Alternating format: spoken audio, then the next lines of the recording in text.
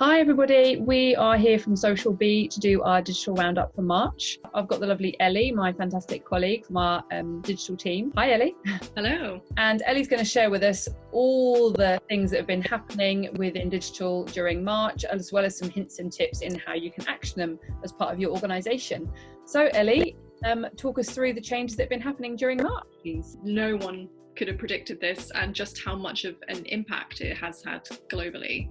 It's unprecedented almost, and interestingly, that word unprecedented, the meaning of that word has been Googled so much that the increase in search term traffic from the first week of March to last week was over 1,500%. But though this may have been an unprecedented event, the marketing world has not really shown any signs of slowing.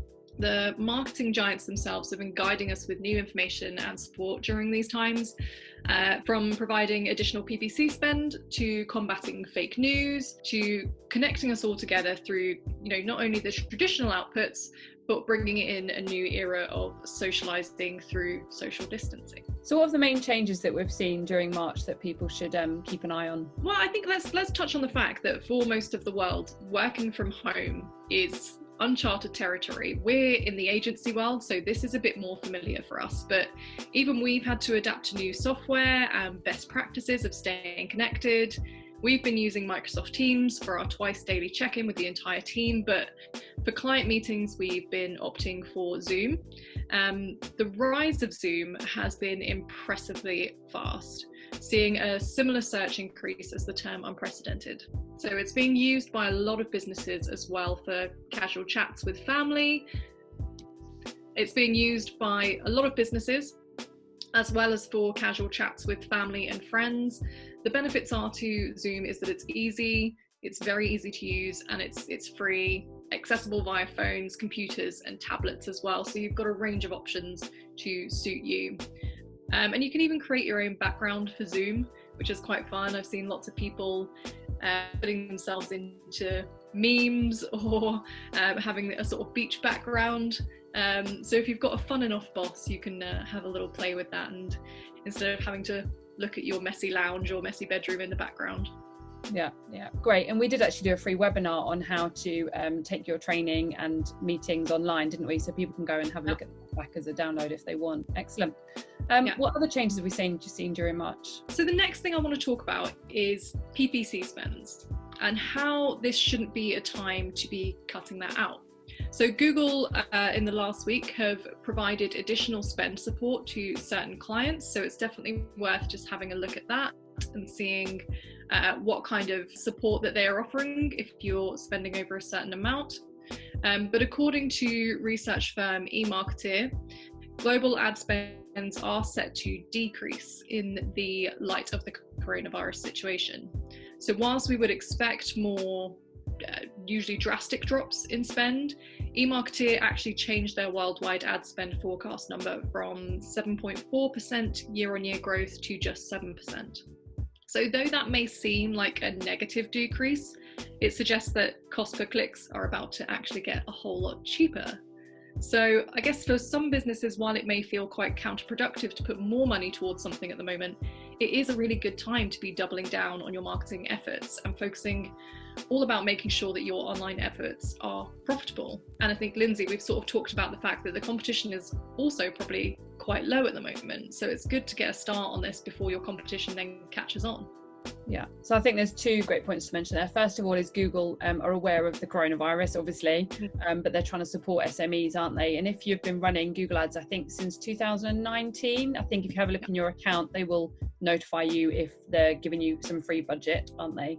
And then secondly, PPC is obviously going to get, well, not obviously, but PPC is going to get cheaper at the moment.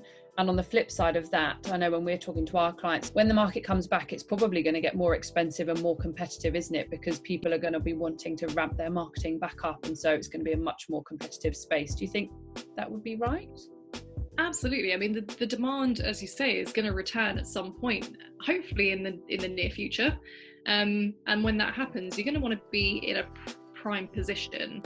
And that goes for your SEO and your content marketing as well. And for whatever marketing you're doing, really, if you're reducing or halting altogether, then you're going to start to significantly risk losing, especially organic search results, but also your momentum if you're doing social media campaigns. Nothing is worse than, I think we've all probably seen this, when you go on a social media profile and you can see just a big gap where people have just stopped putting the effort in or stopped their campaigns, and it's quite obvious for a consumer or a client to pick up on that.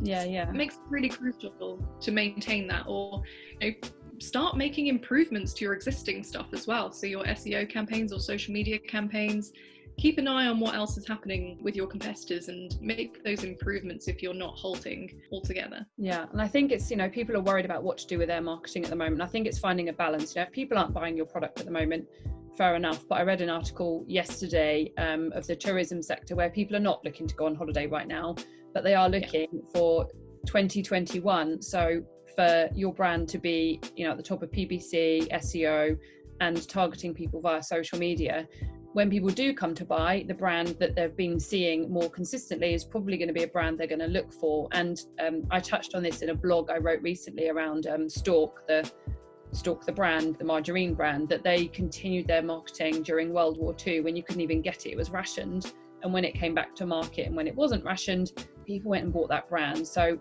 I know as much as you do that people need to obviously do their spending appropriately, but actually it's a cheaper time to do your marketing now than it's going to be when it comes back, isn't it?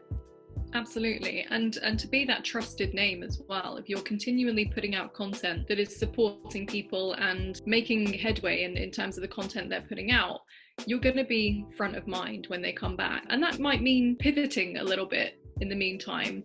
I think we've had quite a lot of conversations in the SocialB office about what is appropriate content at the moment, especially on social media. And this is quite a hot topic, I think, because we've seen a couple of brands get it very wrong, but we've seen a couple of brands get it really right as well. Burger King is one that sticks out to me. It was the Burger King France account.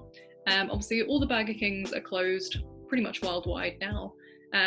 But what Burger King France did was make a little sort of graph almost, outlined each of the ingredients that you can buy at a supermarket to make their burgers. And that was from the Whopper to their fish offering, whichever one you wanted, they gave you the ingredients to make that at home. And it wasn't all secret like most of the fast food restaurants. They all have secrets around their recipes.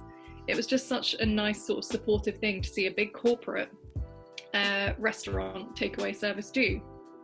Yeah, because they're going to know that people are going to be missing their burgers. But I think the nice thing to touch on there is it's about reading the room and adapting to the content. So some of your content might be able to continue, but some of it needs to be adapted. So Burger King is a good example. The other good example that I really like at the moment is Chester Zoo.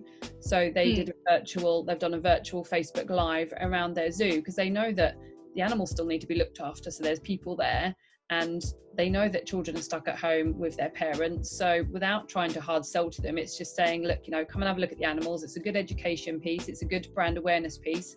But they've also read the room and realised that it's going to be a subtle way of, when we can go out again, maybe we'll book to go to Chester Zoo. But it's also being relevant of what's going on in the current times as well. So it's not doing that blatant sell or ignoring it. It's creating content that's relevant and engaging and timely. So it's reading the room really well, which I know Rand Fishkin's talked about in a recent blog, hasn't he?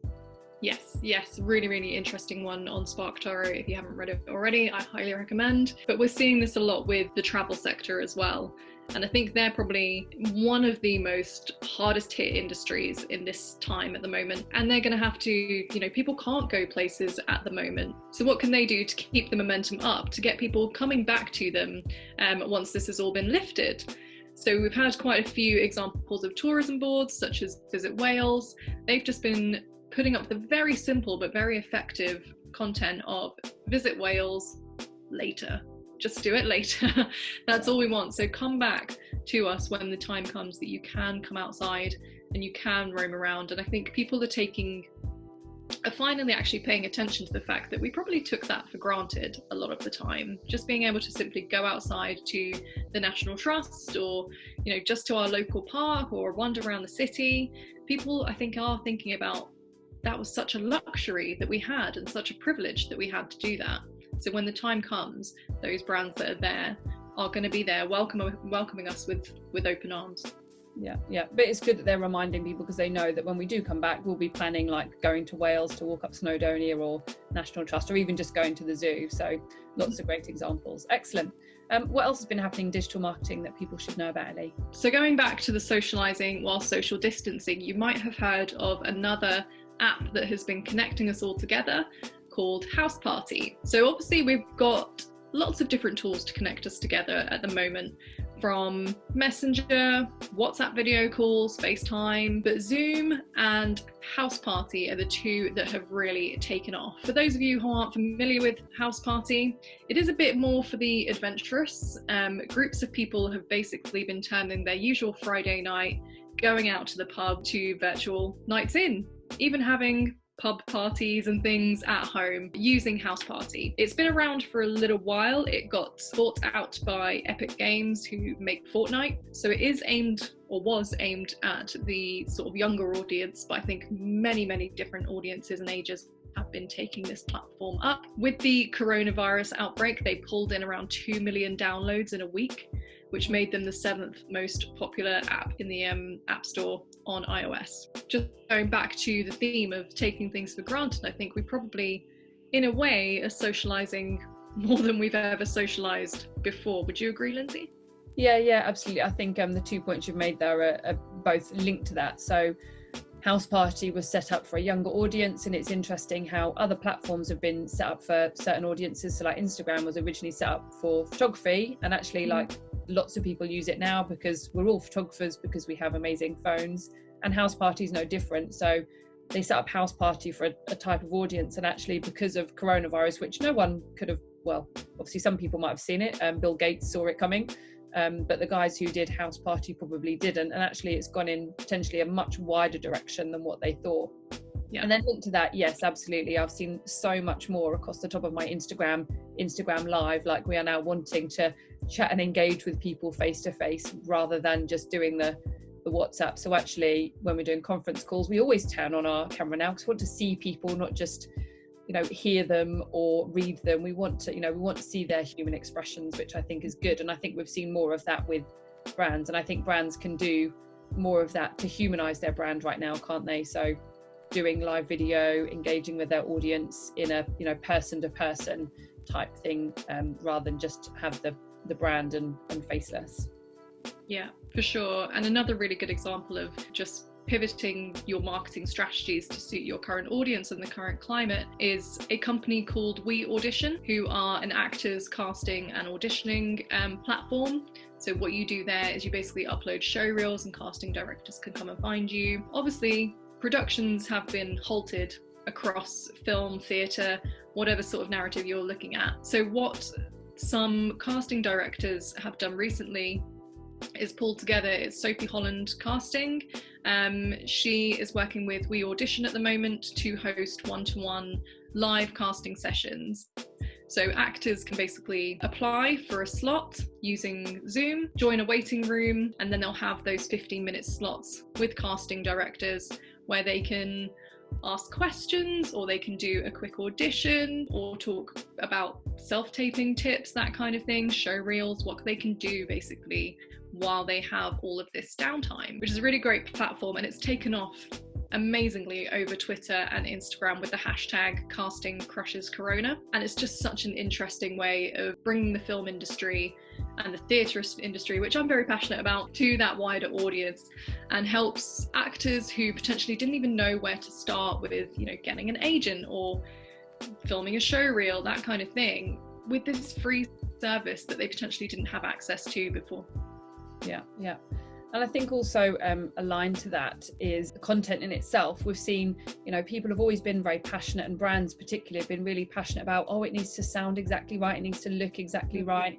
And now we're all quite happy with, I've got my dogs and my little boy downstairs, like, yeah, I do want them to be quiet, but it's acceptable that we're not going to have maybe the most amazing background in the world. And we've seen that even with like news presenters, they're presenting from their homes in some cases.